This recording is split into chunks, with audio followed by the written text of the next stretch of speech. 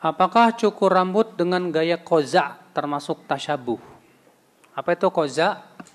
Koza itu cukur sebagian, biarin sebagian, Mbak. Yang kayak di zaman sekarang nih, banyak pemuda begitu. Ya, sebagiannya cepat dihabisin, sebagiannya lagi panjang. Maka ini dilarang oleh Nabi sallallahu alaihi wasallam. Larangannya dari Nabi mutlak. Ya.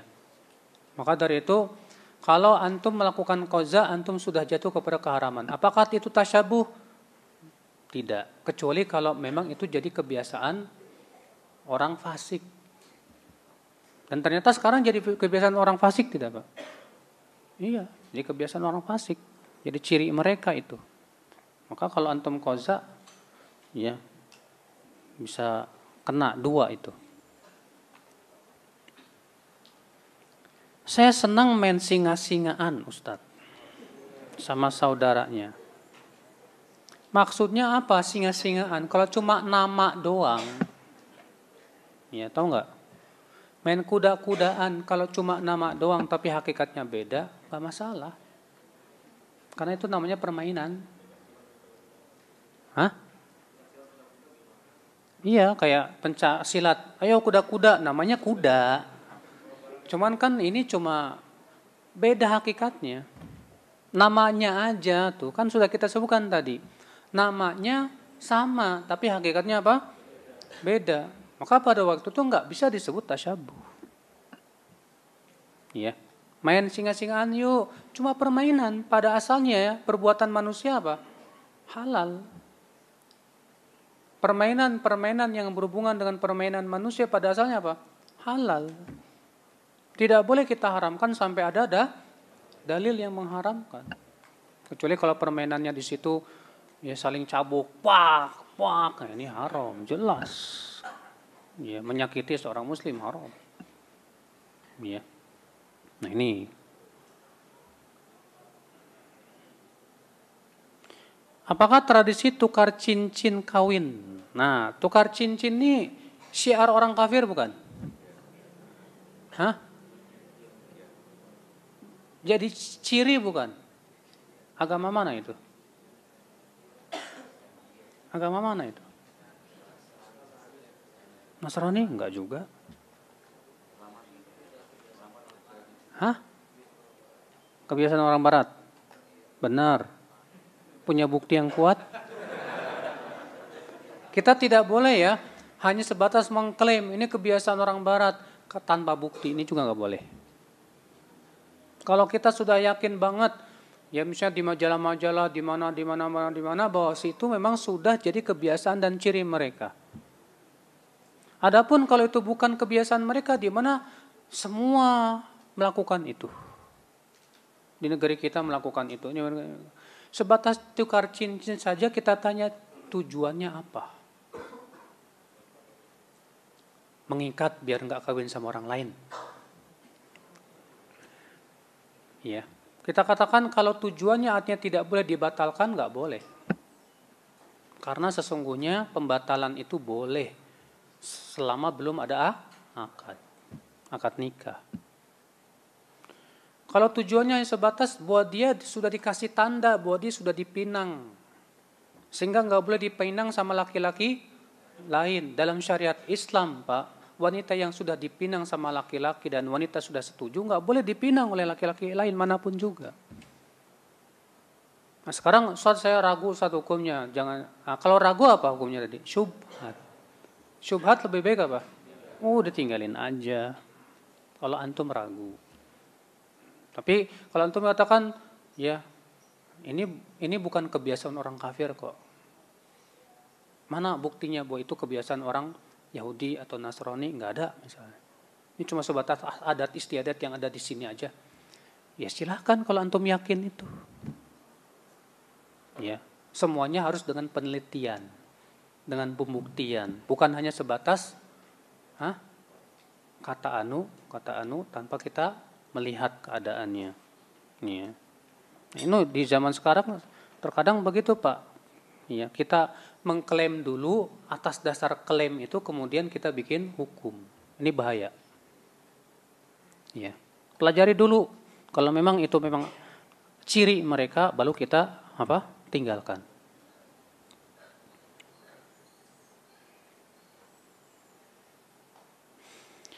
Bagaimana hukum dan konsekuensi di dunia dan akhirat bagi orang yang mempercandakan ayat-ayat Quran? Waduh, ini berat, Pak. Ya. Allah Subhanahu wa taala ketika menegur orang munafik yang mencandai para penghafal Quran. Apa kata orang munafik sambil bercanda? Ma ra'aina ya ajbana butunan arghaba butunan wala ajban inda liqa min qurra'ina. Itu yang suka doyan makan sama pengecut waktu perang tuh, kori-kori biasanya tuh. Wah, seorang sahabat marah dan berkata, kamu tuh orang munafik. Aku akan laporkan kamu ke Rasulullah SAW. Maka orang munafik ini langsung datang ke Rasulullah SAW. Ternyata sudah didahului oleh ayat. Allah berfirman, Kul abillahi wa ayati wa rasuli kuntum tastahzi'un. Apakah kepada Allah, ayat-ayatnya dan Rasulnya kamu memperolok? Apa kata mereka? Wahai Rasulullah, kami hanya bercanda aja ya Rasulullah. Enggak sungguhan. Iya. Allah berfirman, wala in sa'altahum la yaqulunna innama kunna nakhudu wa nal'ab. Kalau kamu tanya kepada mereka, mereka akan menjawab, kami hanya bercanda saja. Iya. Qul abillah, katakan kepada mereka, apakah kepada Allah, ayatnya, Rasulnya kalian memperolok. Jangan kalian minta alasan lagi. Jangan kalian ngeles lagi. Sungguh kalian telah kafir setelah keimanan kalian. Makanya istihza ini bisa sampai kepada derajat kafir kapan? Kalau memang tujuannya hati kita ini memperolok ayat-ayat Allah. Tapi kalau tidak ada niat untuk memperolok ayat Allah, sebatas bercanda saja, ini tidak sampai kepada kekafiran, tapi ini dosa. Dosa besar, hati-hati akhi, azani Allah ya.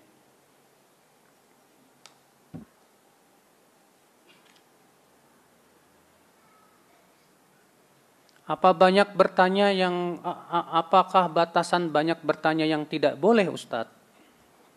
Syekh Utsaimin dalam tafsirnya mengatakan, boleh kita bertanya dalam dua keadaan. Keadaan yang pertama, kalau kita ditimpa masalah agama yang kita tidak paham. Misalnya seorang wanita terkena haid, kemudian dalam haidnya ada sesuatu yang dia nggak tahu hukumnya bagaimana nih. Maka saat itu boleh bertanya. Antum misalnya sedang safar, kemudian terjadi sesuatu di safar, antum nggak tahu harus bagaimana melakukan. Antum tanya kepada ahli ilmu, boleh.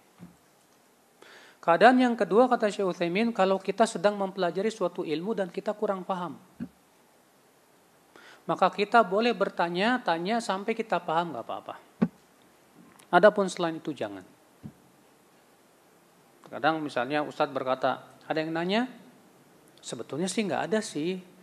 Cuman kitanya mikir, nanya apa ya. Nah ini yang sepertinya nggak boleh, Pak.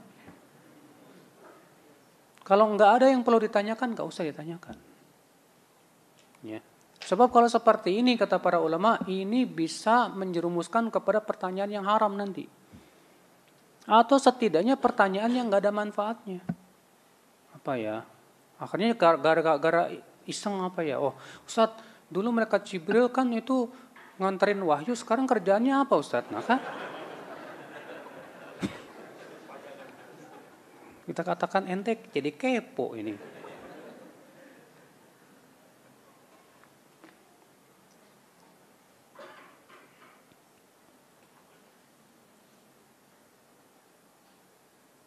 Apakah menghilangkan keberkahan dari hasil kerja upah ketika seseorang tidak mengerjakan sholat? Wah, subhanallah. Kalau dia nggak pernah sholat, mengabaikan sholat, ya upah yang dia terima itu ternyata tidak menghasilkan ketakwaan sama sekali, percuma itu. Para ulama mengatakan bahwa hakikat harta itu adalah yang bisa menghasilkan pahala. Adapun nggak menghasilkan pahala sama sekali, bahkan malah membantu maksiat kepada Allah, wah ini bahaya, ya, mengerikan.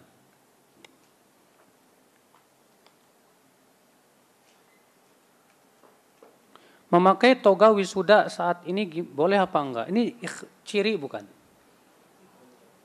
Hah? Ciri bukan? Maksudnya enggak ciri orang kafir bukan? Bukan kan? Kalau itu bukan ciri orang kafir, bukan kalau ciri orang fasik. Ini hanya sebatas kebiasaan mereka kalau ya udah kalau itu bukan jadi ciri. Jadi malah jadi keumuman aja, semua pakai. Enggak masalah, silahkan. Kaidahnya kan sudah dikasih tahu tadi, kaidah-kaidahnya, iya. Mudah sebetulnya kalau kita sudah paham kaidah-kaidahnya tadi. Batasan-batasannya mudah sebetulnya. Boleh nggak menirukan suara dan gerakan hewan secara keseluruhan dalam rangka pendidikan anak? Kok ngedidiknya gitu?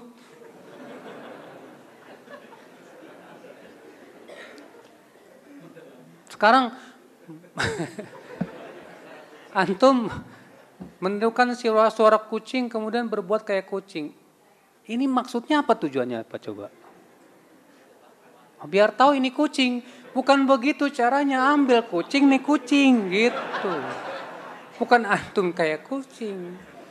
Kalau kayak gituan ya anak juga belum paham apaan itu. Bukan begitu pendidikannya. Pendidikan itu yang ada manfaatnya apa? Iya.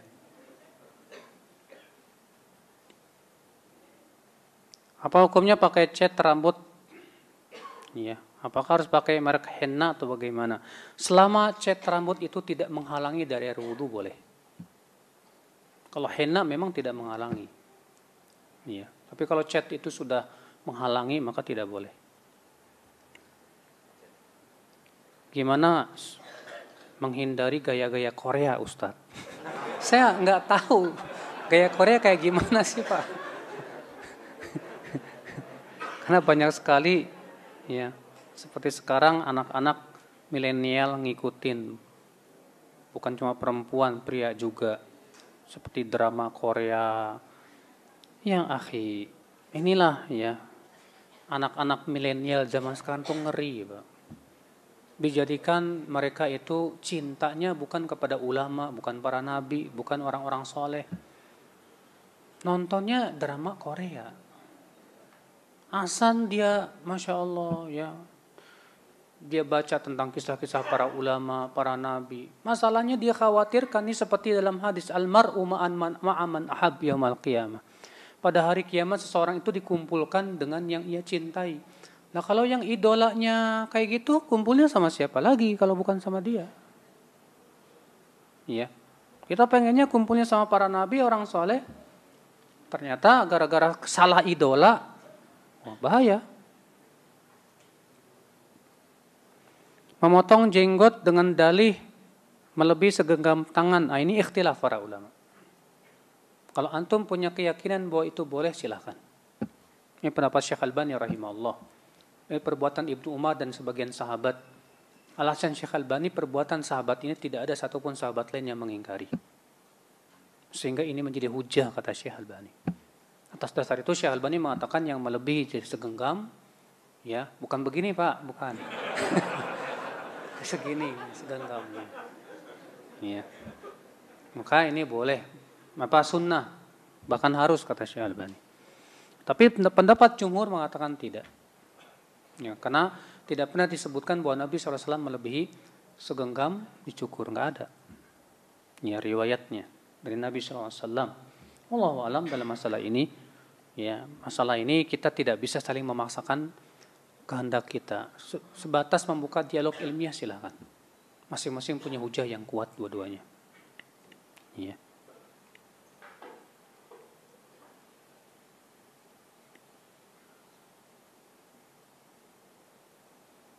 Bagaimana dengan orang yang makan makanan yang bernitrogen? Apa ini? Yang berasap. Ketika memakannya sambil bercanda bilang kayak merokok. Karena ada yang berpendapat kalau merokok itu haram. Iya, ketika dia seperti itu niatnya ingin tasyabuh dengan orang yang merokok, ya kena itu hukum. Tapi kalau nggak ada niat, hanya sebatas main-main aja. Iya. Seperti misalnya di tempat dingin kalau ngomong kan keluar tuh. Ya, kita jadi ya tuh. Nggak ada niat sama sekali tasyabuh dengan orang merokok, nggak masalah, silakan aja.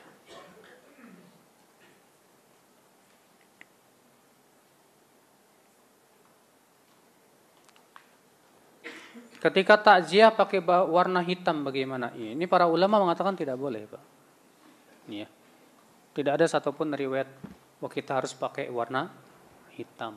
Bahkan itu jadi ciri ya orang kafir, nggak boleh.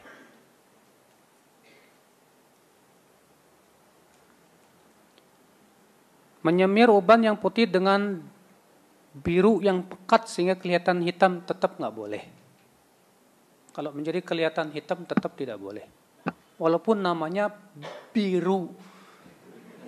Tapi masalahnya biru pekat jadi hitam. Tetap nggak boleh. Iya.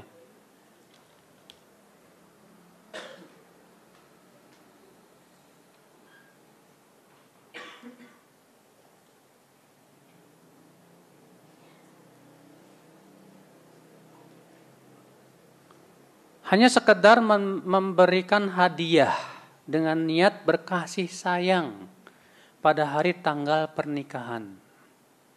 Ini maksudnya pada hari tanggal pernikahan ini maksudnya apa sih? Misalnya udah 20 tahun nikah.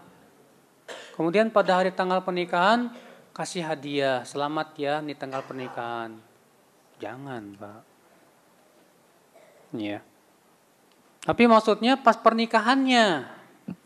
Paham tidak? Pas antum nikah, pas hari tanggal pernikahan itu antum ngasih, ya nggak masalah seperti itu. Ya, tidak apa-apa.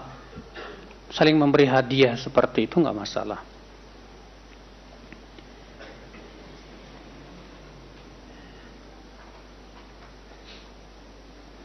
Apa hukumnya bekerja di industri periklanan? Tergantung iklan apa. Kalau iklannya mengandung perempuan, musik-musik, ta'awun. Ya, antum telah saling membantu dalam dosa.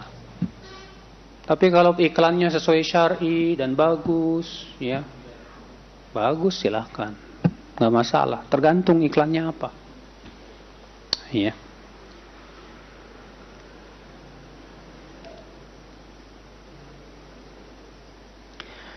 Penggunaan kaos kaki yang ada jempolnya untuk ikhwan boleh nggak Ustadz? Yang jadi masalah ini ciri perempuan bukan, Mbak? Hah? Kaos kaki yang ada jempolnya itu, ini ciri perempuan bukan? Terjadi ikhtilaf antum-antum. Ada yang mengatakan ciri, ada yang mengatakan bukan. Ya, syubhat lah. Kalau memang syubhat jangan dulu. Iya.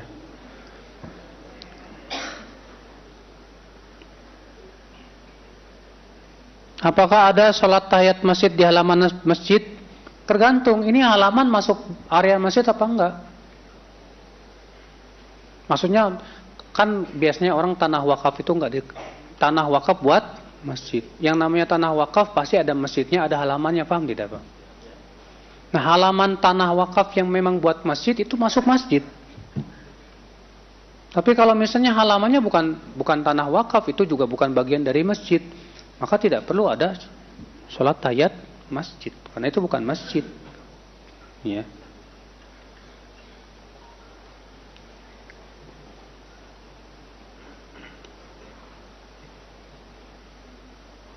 Ketika kita masuk masjid, ketika matahari terbenam, bagaimana? Ikhtilaf para ulama. Ya. Imam Syafi'i mengatakan boleh. Ini disebut dengan solat-solat dawatul asbab. Nabi SAW sabda, "Idza dakhala ahadukumul masjid," apabila salah seorang dari kalian masuk masjid, fala yajlis, janganlah duduk sampai ia solat 2 rakaat. Di situ Nabi tidak menentukan waktunya kapan. Pokoknya masuk masjid langsung tahiyat masjid. Iya. Berarti waktunya apa? Umum. Iya. Sementara Nabi SAW mengatakan jangan sholat pada waktu apa? Terbenam mata. Waktunya khusus tidak, Pak? Khusus. Iya. Sehingga terjadi ikhtilaf para ulama di sini bagaimana mengkompromikannya. Imam Syafi'i mengatakan boleh kalau itu sholat yang mempunyai sebab, seperti tahiyat masjid dan yang lainnya. Namun wallahu a'lam ya Pak ya, kalau untuk saat matahari terbit dan matahari terbenam ini ada dua larangan bertemu di situ Pak. Larangan yang pertama, larangan sholat setelah subuh dan sholat setelah asar. Larangan yang kedua, sholat ketika matahari terbit dan terbenam. Maka yang lebih baik sih menurut saya, jangan masuk masjidnya pas waktu itu. Ya, supaya kita tidak bertemu pada dua larangan. Jadi hindarkan, kalau misalnya antum mau masuk masjid ini udah terbenam matahari, tunggulah dulu sampai betul-betul terbenam baru masuk. Iya, wallahu a'lam. Demikian yang saya dengarkan dari Syekh Abdul Muhsin, begitu jawabannya. Iya. Sepatu olahraga yang beredar digunakan ikhwan dan akhwat. Modelnya sama. Tasyabuh enggak? Kan udah disebutin tadi kaidahnya. Kalau itu bukan ciri di mana perempuan laki-laki semua pakai, berarti boleh tidak? Boleh. Disebut tasyabuh itu kapan? Kalau itu ciri mereka, khusus untuk mereka. Itu baru tasyabuh namanya. Ya. Di Indonesia banyak nama pria mirip wanita, Ustadz, seperti Endang. Mungkin pengucapannya yang beda kali. Tulisannya sama, Endang, Endang. Kalau Endang buat perempuan, Endang buat laki-laki. Ya. Itu yang jelas kalau itu nama khusus perempuan, laki-laki namanya siapa? Ois. Hah? Kok Ois? Rubah, jangan. Itu nama khusus wanita, nggak boleh. Iya. Ustaz, tadi kan mobil nyetir sendiri nggak boleh. Kalau nyetir motor gimana? Ya Allah. Apa bedanya motor sama mobil, Pak? Antum ke Jawa pakai motor sendirian, ngelewati tempat-tempat sepi, nggak ada siapa-siapa. Ya, kena tadi. Satu pengendara, satu setan. Tasyabuh yang diharamkan termasuk dalam hubungan intim Ustaz kepada istri. Kalau berhubungan dengan intim dengan istri, Allah mengatakan apa? Fa'tu harthakum anna syi'tum. Silahkan kamu datangi istrimu bagaimanapun caranya, terserah. Selama bukan ke dubur. Ya, berarti tidak ada batasan. Dan batasannya itu selama tidak boleh kemana? Ke dubur. Ya. Apa hukumnya mas kawin? Mas kawin ya mahar namanya. Yang masa kawin gak pakai mas kawin gimana? Gak sah dong. Karena kan mas kawin itu salah satu rukun nikah. Yang namanya nikah harus ada mas kawin. Mas kawin itu disebut mahar. Nah terus antum mau kawin, maharnya apa? Gak usah pakai mahar ya Neng ya, enak aja. Mahar harus mas. Mas kawin tuh namanya. Celana jeans termasuk tasyabuh enggak Ustaz? Kalau jeansnya itu godombrang Pak, enggak ketat, enggak, maka silahkan. Karena jeans itu sebetulnya bahannya tebal, bagus. Makanya antum coba bikin jeans tapi yang kayak sirwal. Kok berat banget ya? Ya. Adapun kalau jeans ngetat ini nggak boleh. Kenapa? Karena Nabi mengabarkan akan munculnya wanita yang berpakaian tapi telanjang. Sama hal juga ini laki-laki berpakaian tapi telanjang. Hindari yang ketat-ketat tuh, hindari Pak. Iya.